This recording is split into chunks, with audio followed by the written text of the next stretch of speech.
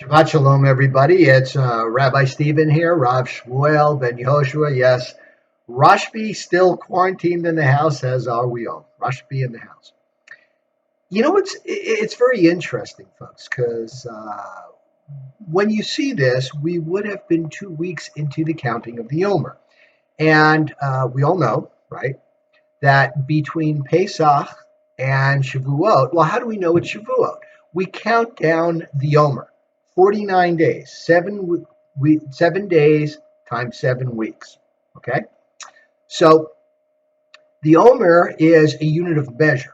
It's a measure of the barley, and it is the spring harvest. It's the first harvest, and it represents the first mincha or the offering of the temple.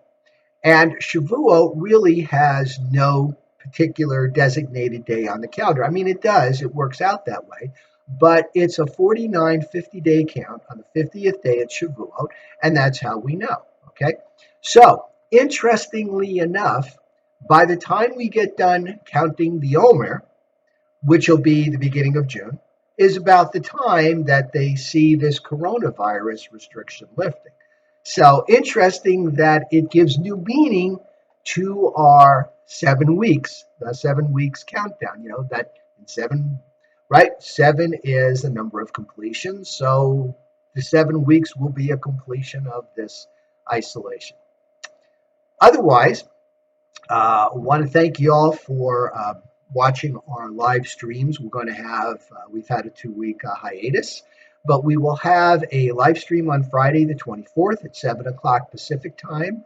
Please tune in, Facebook, YouTube. I'll have the links on my weekly email. They'll be on, you go on my website, modernrabbistephen.com. They're on the events part. There's a kind of a menu on the upper right side, and you click on it, it brings you down. I've chosen, instead of different tabs, I just have one big page.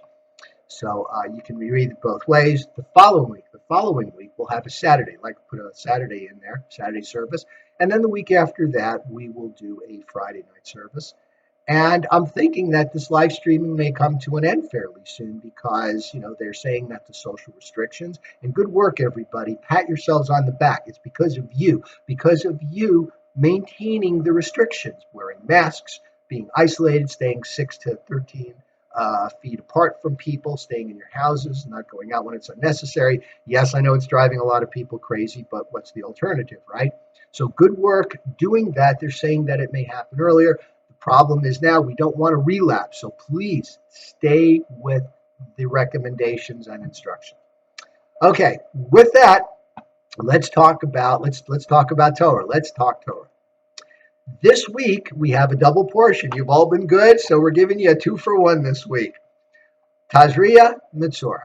Now, as we've discussed in the past, because this is not a leap year, there's 4 less weeks, so they have to combine portions, 3 or 4 portions here and there in order to make it come out so that we finish the Torah at Simchat Torah. And they don't just put any two together. They just say, well, it's been a while, let's just throw a couple together. No, there are specific portions that go together. Tazria and Metzora rather go together because they talk about blemishes, right? If you're a kid, I know kids like that stuff, right? We're talking about blemishes, all the time. And what's the reason for the blemishes? They talk about how if a person sees a blotch on their skin, it's, sometimes it's red, sometimes it's white, either it's sunken or it's raised, they go to the priest, who I guess at that time, and they don't really come out and say this specifically, but I guess the priest had a little bit of a medical knowledge. The only thing is, this is not a medical condition. This is a spiritual condition that is manifesting physically. So what is the manifestation? And first of all, why 2 portions of this? I mean, come on, wouldn't half a portion be enough? Well, it depends on what it looks like, how it progresses. The priest will take a look at it. And if they determine that, yes, this is Saharat, Beharat, whatever it is, then they'll restrict a person outside the camp for 7 days. And if they go out there and in 7 days, if it's cleared up, they'll have them shave their body, do a mikvah, and then they can come in back to the camp, right? So there's a lot of different Hebrew words for this, as I mentioned a couple, Tazria-Metzora, Tazria-Metzora. Those are some of the words. The way they interpret it is by leprosy. Now, for those of us that know what leprosy is, this is not leprosy. Leprosy is a disease from which there is no recovery, or at least back then there wasn't anyway. I'm not sure where they're at now these days, but it's even the symptoms are not really leprosy. Rabbi Hertz in the Sonsino, the Blue Chumash, says it looks more like elephantiasis. He describes it that way because of the symptoms. The Orthodox in the Art Scroll, they just transliterate the words because they said there's nothing like it. This is not a disease. This is not a physical infirmity. This is a spiritual malady. And what is the spiritual malady from? Gossip. Lashon hara, the evil tongue. Now let's think about the flow. Last week we had the portion of Shemini. And at the end of Shemini, or toward the end of it, the second half of it, we were introduced to the laws of kashrut, not just the laws, but you can eat this and not what's that website, eat this, not that. And that's basically what it is. It gives you a list of animals and fish and birds that can be eaten and those that can't be eaten. There's this criteria. So the point of it is that in Shemini, it talks about what goes into your mouth. That what goes into your mouth must be holy. Tazria-Metzora, these two portions say what comes out of your mouth needs to be holy. And if you think about this, it's so important. Genesis, in the beginning, God said, let there be light, and there was light. God said, let there be light. God said, let the earth teem with all forms of life. God said, it was by the word. And in Kabbalah, they talk about how God created the material universe using the Hebrew Aleph Bet, that the letters came and two letters combined and formed, the building blocks of creation, not unlike science, not unlike talking about atoms and molecules coming together and making creation. And some people say that, myself too, that when God said, that was like the Big Bang, right? A big noise, bomb, and there it was. So what comes out of your mouth needs to be just as holy as what goes in. Think of the fact that if you look at the commandments, okay, thou shalt not murder, don't murder. How many times is that written in the Torah? Just twice. In Exodus, where Moses introduces the Israelites to the Ten Commandments, and in Deuteronomy, where we have a review of thou shalt not murder. Now, some of you may be thinking, well, wait a minute, it talks about murder various places in the Torah. Yes, it does. It talks about it. It says if it's intentional, if it's non-intentional, they talk about the cities of refuge. But the commandment itself is only twice in the Torah. Do not gossip or talebear. I've counted 8 times. Twice in the Ten Commandments, don't bear false witness.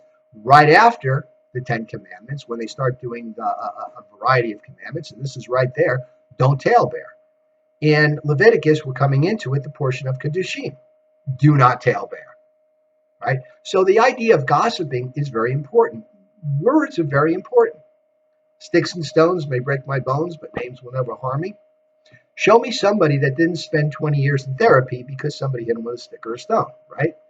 Words are very powerful, so you have to watch what you say. And in this context, what you say will manifest on your body. Now, when people are gossiping, what are they doing? They're whispering to each other like not be heard. Well, these blotches, basically, they're outing the person who's gossiping. And the person's gossiping, they're spreading mischief by the word. Now they have to be confined outside the camp. What do they say? Eye for eye, tooth for tooth, life for life, measure for measure. Well, here it is. You're talking, you're spreading malicious gossip around people, and now you're removed from the camp. In fact, when you get these blotches, you're supposed to say, as you're walking through people, Metzora, Tazria, I've got these blotches. And you're supposed to announce it so people stay away from you. Kind of the early way of like social isolation, staying 6 feet to 13 feet away from people. That's, this is the first time it was done. And not that it was necessarily a contagious disease. It wasn't. The gossip was contagious, but the actual blotches were not. So The priest is, think of him like a psychiatrist. They say, well, is it spiritual? Is it medical? It's kind of like both in a way. The person has been spreading gossip, and now they're, by getting these blotches, they now have to be removed from the camp. And that's really kind of the lesson here, that we all have to get together and be together, and we have to work together. And when you start spreading gossip, what happens? You start throwing people, you start separating people. People don't trust each other. They think you're talking behind your back, because they are, and things just don't get done. So it's a very important lesson, and that's really the takeaway from these two portions from this week's portion.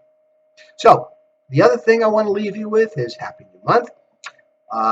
Friday and Saturday, Yom Shishi and Shabbat, are both a new month. It's the new month of ER, and we'll be doing some special prayer Friday night for that. So we'll see you then. Shabbat Shalom. Thank you for listening, and give me some feedback. Am I talking slow enough for you, like a newscaster? Okay. Shabbat Shalom.